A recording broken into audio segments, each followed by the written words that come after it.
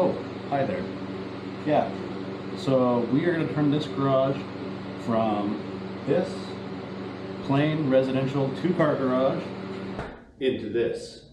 Now that you've seen the before and after, I'll tell you a little bit about what we're going to do.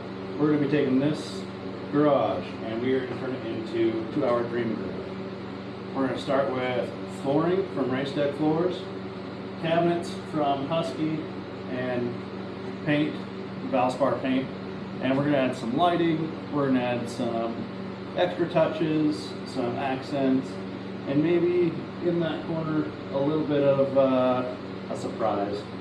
And hopefully, as long as the dream works out, it'll be a really nice touch to finish off this garage and make it everything that we want in our garage.